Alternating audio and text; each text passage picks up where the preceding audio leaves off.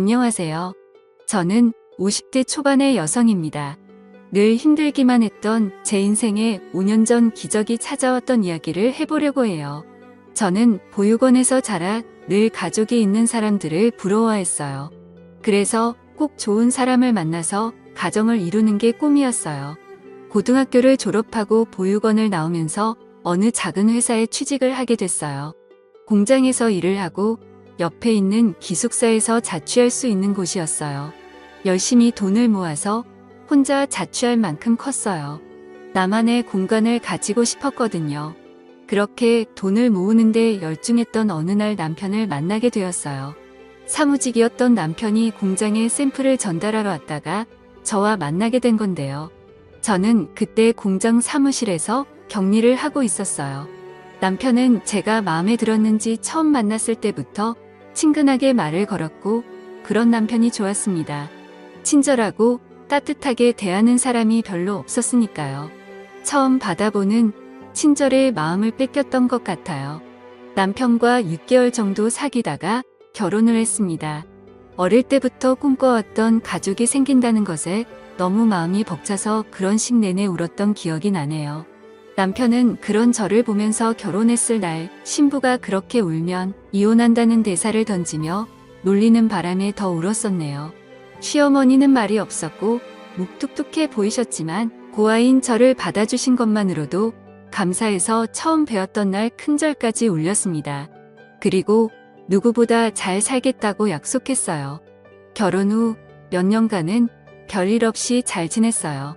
두 아이가 태어났고 저는 애들을 키우려 남편 뒷바라지하려 매일 정신이 없어서 하루가 어떻게 가는지도 모르고 지냈어요. 그때 시어머니 댁의 반찬과 김장 김치도 제가 다 했는데 지금 생각하면 그 많은 일을 어떻게 다 했나 엄두가 나지 않네요.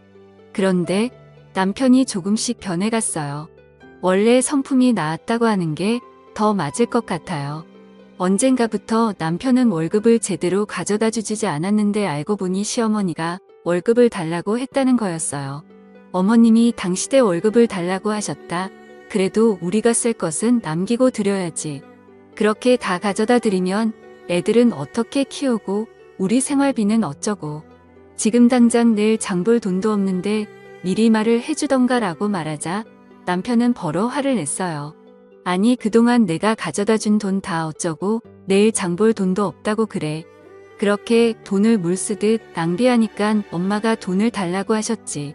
당신 진짜 어쩌려고 돈 관리를 그따위로 하는 거야. 저는 너무 황당하고 어이가 없어서 말했어요. 당신이 가져다 준 돈이 얼마나 된다고 그렇게 말해. 우리 생활비하고 적금 놓고 하면 빠짓해서 남는 것도 없어. 그건 당신이 제일 잘 알잖아. 그리고 내가 무슨 낭비를 해. 낭비할 돈도 없지만 난 몇 년째 옷도 하나도 안 사 입었어. 그렇게 말하면 나는 억울하지. 시끄러워. 앞으로 엄마가 용돈 조금씩 보낸다고 하니까 그걸로 써. 진짜 내가 엄마 보기 창피해서. 라며 소리를 지르고 집에 나가더군요. 시어머니는 제가 친정이 없다고 은근히 일도 많이 시켰고 갑자기 불러서 저녁을 지어라. 친구들이 오니 밥상 차려라. 그런 일은 일도 아니었지만 꼭 다 참고 시키는 대로 해왔어요. 그렇게 하는 게 집안에 분란도 안 생기고 나는 미움받아도 우리 애들은 사랑받을 거라고 믿었기 때문이었어요. 하지만 남편의 월급을 가져가는 건 도저히 이해가 되지 않았어요. 어머니 현수 아빠한테 들었는데 월급을 달라고 하셨다면서요. 그런데 그 돈은 제가 적금을 넣고 애들하고 생활도 해야 돼서요. 니네 쓸 돈은 준다고 성준이가 얘기 안 했니? 그동안 보니까 내가 씀씀이가 해프더라.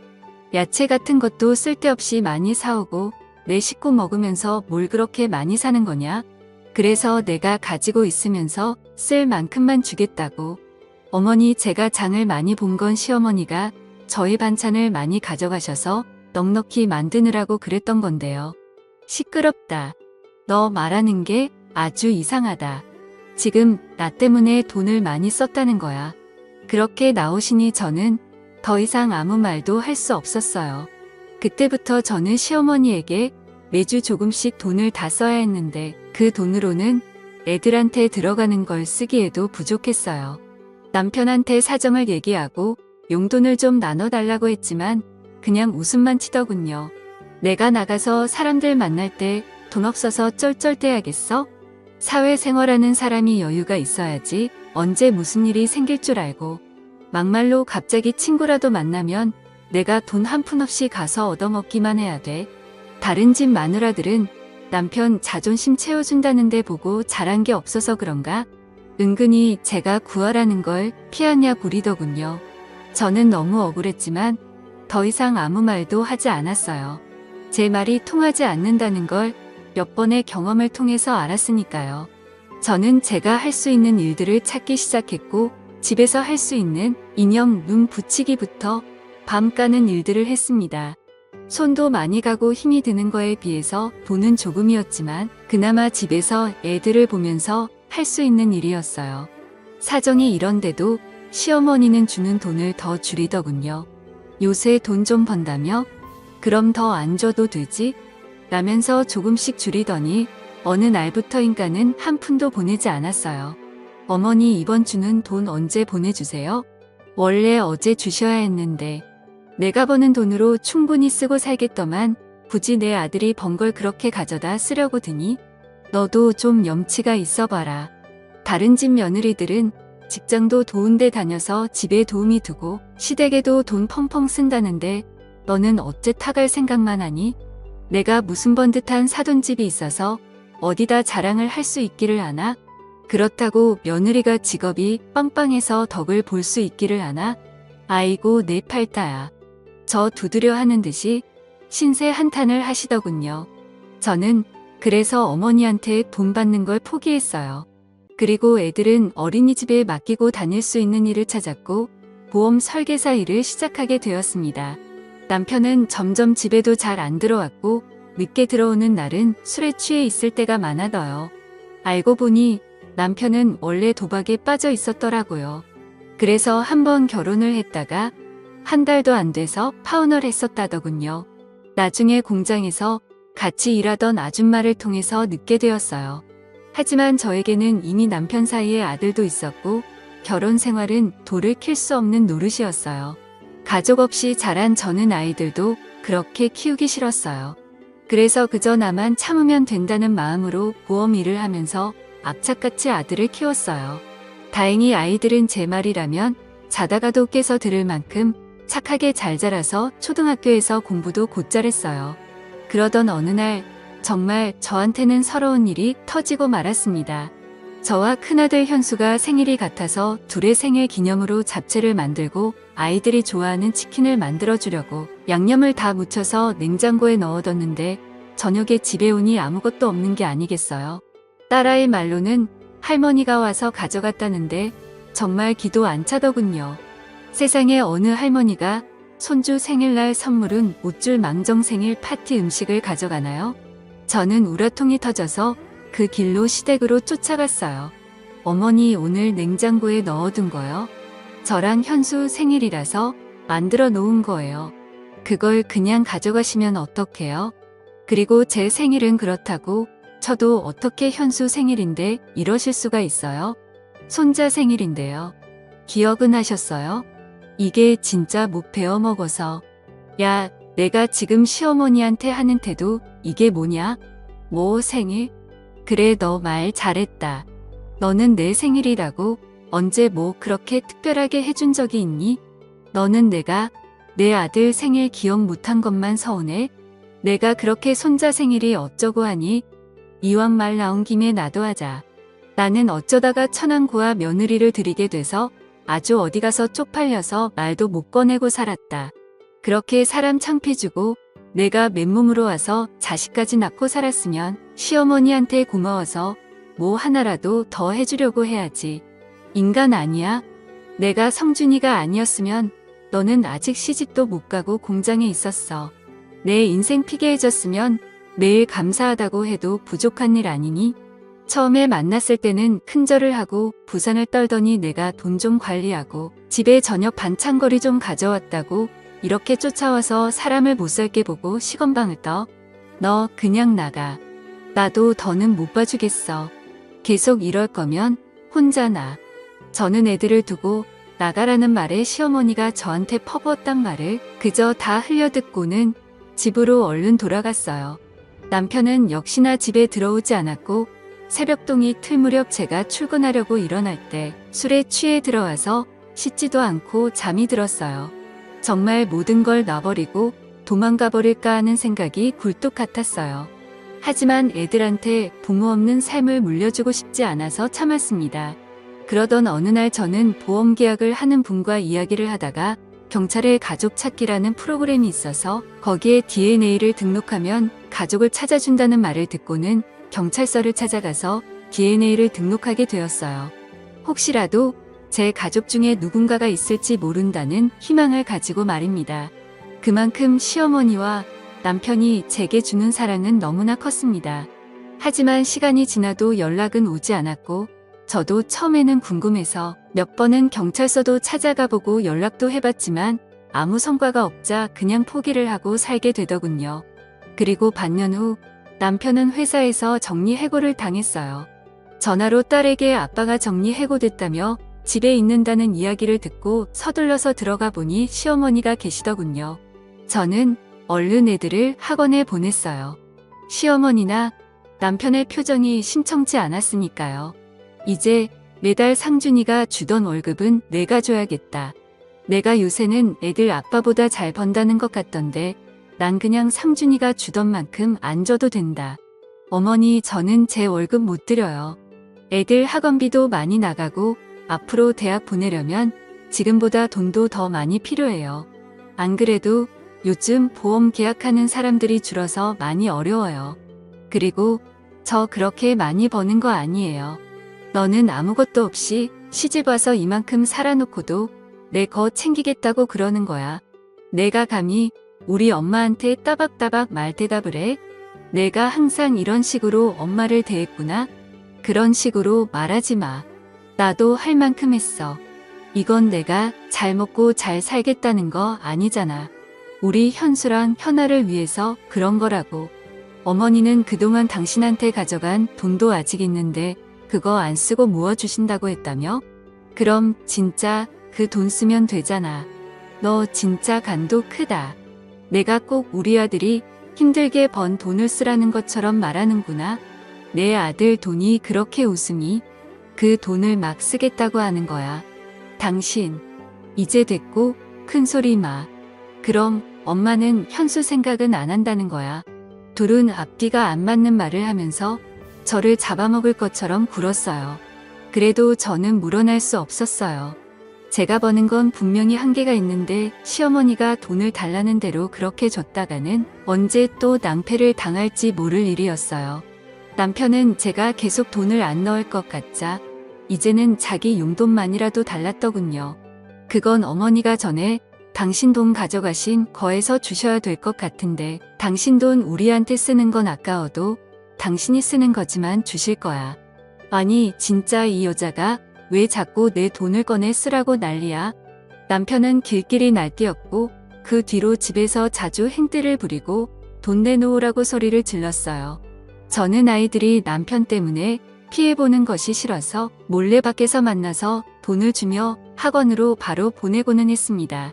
아이들은 저에게 저런 사람은 아빠도 아니고 할머니도 아니라면서 남보다 더하다고 이혼하고 편하게 혼자 살으라고 했습니다. 이제 겨우 중학교 2학년인 딸아이가 하는 말에 가슴이 찢어질 것 같았어요. 그래도 저는 저런 아빠라도 애들한테 있는 게 낫다고 생각했어요. 그래야 나중에 애들이 지금 제가 겪는 서름을 겪지 않을 테니까요.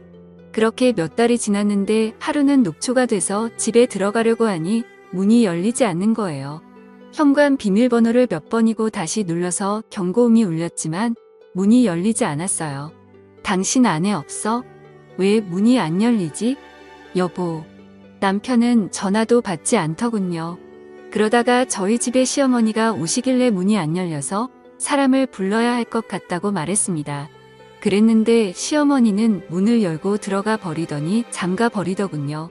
내가 돈을 못 주겠다면 우리도 가만히 있을 수 없다. 우리 집에 하나도 도움이 안 되는 며느리는 이제 필요가 없다고 나가. 여보, 어머님 말씀이 진짜야. 맞아. 계속 문을 두드리자 남편은 나와서 저에게 삿대질을 하면서 다 필요 없다는 말 못 들었어. 나가라고.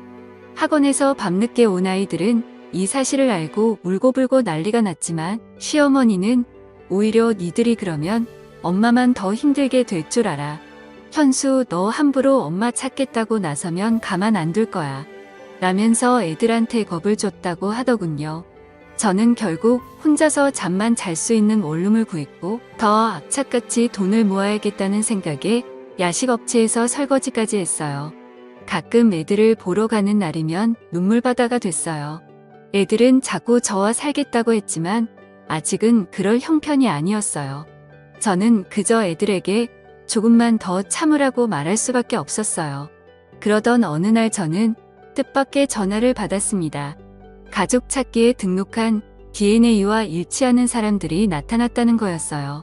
너무 믿기지 않아서 경찰서로 쫓아가니 지난주에 어떤 할아버지가 어렸을 때 잃어버린 딸을 찾고 싶다고 오셨는데 DNA 검사 결과 가족인 것으로 밝혀졌다고 말해주는데 저는 입이 다물어지지 않았어요. 저는 그날 제 가족이라는 분들과 만났습니다. 진짜 제가 맞아요? 거짓말 아니죠? 제 가족 맞죠? 정말이죠? 제가 몇 번이고 얘기를 하자 그분들은 저를 껴안으며 펑펑 우셨어요. 알고 보니 제가 3살이 되던 해 할머니가 어떤 무당한테 제가 집에 있으면 가세가 기운다는 말을 듣고 가족들 몰래 저를 보육원에 버리셨다는 거예요. 할머니는 저를 잃어버렸다고 거짓말하셨다가 돌아가시기 직전에 사실대로 말씀하셨다고 하네요. 그러다가 제 어머니가 중병에 걸려서 돌아가시기 전 저를 꼭 보고 싶다고 하셔서 혹시나 하는 마음에 저를 찾게 되었다고요. 저만큼이나 가족들도 힘든 생활을 보냈구나 생각하니 눈물이 앞에 가렸어요. 그리고 제 이름은 이유미가 아닌 박혜선이라는 것도 알게 되었습니다. 저는 가족들에게 이끌려 어머니를 보러 병원으로 갔어요. 엄마 혜선이요. 엄마가 그렇게 보고 싶어하는 혜선이 왔어요. 오빠가 하는 말에 주무시고 계시던 엄마는 눈을 뜨시고 앙상한 손을 뻗어 제 손을 잡으셨어요. 엄마. 저는 다른 말이 나오지 않아서 그저 엄마라고만 하면서 울었습니다. 어머니는 병원에서 제 손을 잡아보시고는 며칠 뒤에 세상을 떠나셨습니다. 만나자마자 이별한 어머니지만 저는 어머니를 만난 게 너무 감사하기만 했어요. 아버지는 대기업에서 임원으로 계시다가 은퇴하셨고 오빠 부부는 대학 교수이고 남동생은 치과 의사였어요. 갑자기 생긴 제 가족들은 다들 너무 근사해서 기가 죽거든요. 혜선아, 너를 부끄럽게 생각하면 안 되다. 넌 내가 있던 환경에서 최선을 다해서 살았고 그래서 우리를 다시 만났잖아. 나는 우리 딸이 너무 자랑스럽다. 저는 아버지의 말에 눈시울이 붉어졌어요. 정말 내 아버지라서 이렇게 내 마음을 알아주나 싶은 생각이 들었어요. 아버지는 엄마 단둘이 살고 계셨는데 엄마를 보내고 혼자가 되었으니 당분간 저와 같이 살고 싶다고 하셨어요. 저는 그게 너무 좋기도 했지만 애들이 걸렸어요. 그래서 일단 제 사정을 오빠한테 얘기했어요. 아버지한테 말하면 충격 받으실까봐 걱정이 됐거든요. 오빠는 아버지한테 말해도 괜찮을 거라면서 잘 말씀드리자고 했고 제 처지를 들은 아버지는 화가 나셔서 그 자리에서 일어나 당장 아이들을 데리러 가자고 하셨어요. 저는 남동생이 운전하는 차를 타고 아버지는 오빠가 운전하는 차를 타고 그렇게 시댁 앞에 검은 세단차 2대를 몰고 갔어요. 제가 배를 누르자 시어머니는 저인 것을 확인하시고 막말부터 퍼부으셨어요. 내가 무슨 낯짝으로 여기까지 왔냐? 이제 돈 좀 내놓을 생각이 들어? 그러자 아버지가 큰 소리로 저희 손주들 데리러 왔습니다라고 하셨고 그 말에 시어머님과 남편이 어리둥절해서 나오더군요. 남편은 저와 제 식구들을 위아래로 훑더니 어디서 등골 빼먹을 영감이라도 구했어? 그래서 이렇게 와서 큰 소리 치는 거야. 내 자식들 그런 구질구질한 돈으로 키우게는 못하지? 라고 하자 진짜 생각하는 수준하고는 저분이 제 아버지세요. 우리는 훼손이 가족입니다. 저를 가리키자 남편과 시어머니는 어리둥절하려 하더군요. 오빠 남동생이 우리 애들 옷가지와 책들을 챙기는 동안 저는 시어머니와 남편에게 제 가족을 찾은 얘기를 했어요. 제 얘기를 들은 두 사람은 얼굴이 하얗게 질려서 아버지를 보다가 점점 고개를 숙이더군요.